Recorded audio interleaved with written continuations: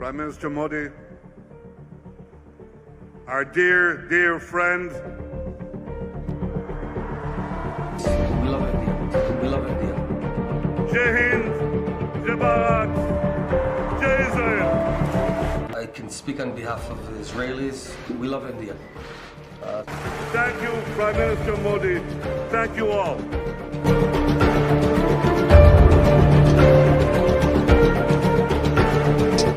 दोस्तों, न तो कभी मैंने कल्पना की थी कि मैं इस तरह का कोई वीडियो बनाऊंगा फ्यूचर में, और ना ही कभी आप लोगों ने कल्पना की होगी कि इस तरह का वीडियो कोई यूट्यूब पर आपको मिलेगा जिसे आप देखेंगे। कारण यह है कि यहाँ पर इजराइल ने भारत के ऊपर टेक्नोलॉजी चोरी का आरोप लगा दिया है, और ये 70 सालों में भारत और इजराइल की दोस्ती के बीच में सबसे बुरा दौर है। आखिर इजराइल ने ऐसा क्यों कह दिया, भारत ने क्या ऐसा कर दिया, इस चीज के ऊपर आज हम लोग डिस्कशन करने वाले हैं।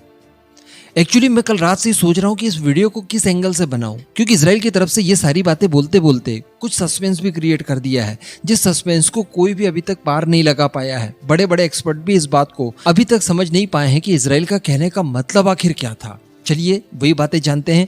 आपसे बस निवेदन है कि वीडियो को एकदम एंड तक देखते हुए चैनल को सब्सक्राइब जरूर कर दीजिएगा। दोस्तों, सबसे पहले तो बात कर लीजिए भारत के उस इकोसिस्टम की जिसके तहत भारत दुनिया भर के देशों से हथियार खरीदता है। आप जानते हैं कि भारत दुनिया में कभी नंबर 1 तो कभी नंबर 2 की पोजीशन पर होता है दुनिया भर के हथियार खरीदने के मामले में। इस समय दुनिया का कोई भी ऐसा देश नहीं है, कोई एक भी एक्सपोर्टर कंट्री हथियारों की ऐसी नहीं है जो कि भारत को हथियार नहीं बेचना चाहती। कारण है कि भारत के अंदर एक ऐसा इकोसिस्टम शुरुआत से ही बनाया गया है जो कि भरोसे पर चलता है। यानी भारत ने कभी भी किसी की भी टेक्नोलॉजी का दुरुपयोग नहीं किया।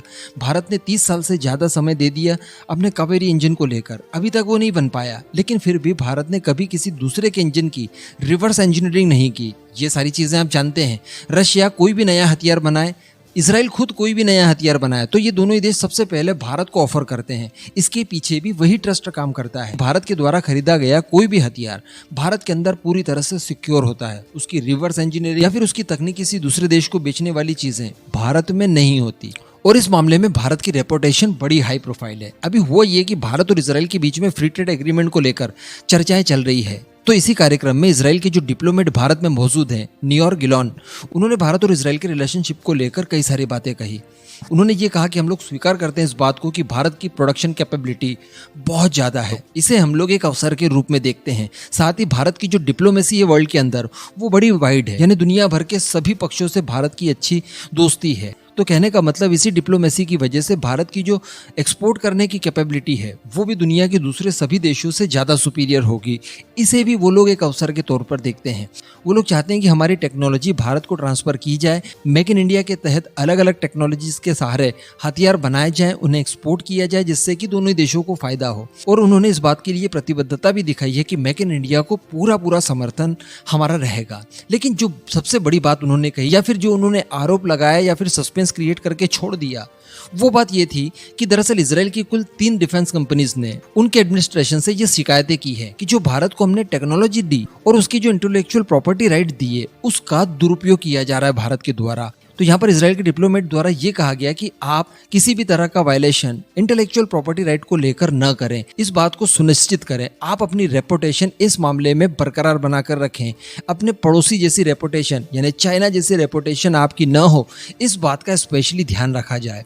अब यहाँ पर भारत ने किस तरह का दुरुपयोग किया है, वो किस तरह की बात कर रहे हैं, इसको लेकर कोई भी क्लैरिफिकेशन नहीं दिया गया।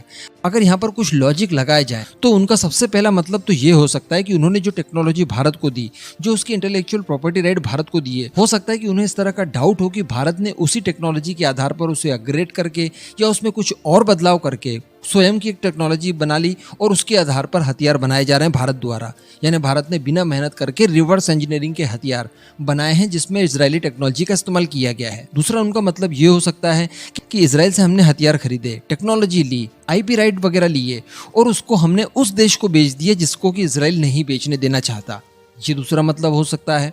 और तीसरा मतलब जो हो सकता है वो ये है कि भारत के अंदर कोई टेक्नोलॉजी अगर हम लोग देते हैं तो उस टेक्नोलॉजी का दुरुपयोग भारत तो नहीं करता, लेकिन वो इतनी सिक्योर भारत के अंदर नहीं रह पाती, क्योंकि उस पे चाइना जैसे देश या दूसरे देश जिसे कि इजराइल पसंद नहीं करता, वो लोग भारत से हासिल कर लेते हैं, जिसमें रशिया और चाइना जैसे देश हो सकते हैं। यानी उन्हें लगता है कि हम लोग जो हथियार देते हैं, जो टेक्नोलॉजी देते हैं, उस टेक्नोलॉजी को चाइना और रशिया किसी न किसी माध्यम से भारत से ले लेते हैं।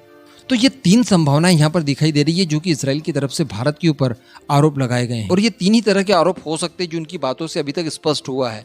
तो इन तीनों में से कोई भी आरोप अगर भारत के ऊपर डायरेक्टली लगता है या वो सिद्ध होता है तो ये तो बड़ी बुरी बात है। इस समय इजराइल ने भी ये बयान देने से पहले सोचना चाहिए था, क्योंकि भारत अपने कई महत्वपूर्ण प्रोजेक्ट के लिए टेक्नोलॉजी ट्रांसफर और इंटेलेक्चुअल प्रॉपर्टी राइट लेने देने की बातें चल रही है, जिसमें अगर बात की जाए एसएसएन की टेक्नोलॉजी इन फ्यूचर हम लोग चाहेंगे कि कोई हमारा करीबी देश हमें दे दे, या फिर इस समय एरो इंजन की बात कर लीजिए, एमका के लिए जो इंजन हम लोग चाहिए हमें उसकी टेक्नोलॉजी और आईपी राइट हम लोग चाहते हैं।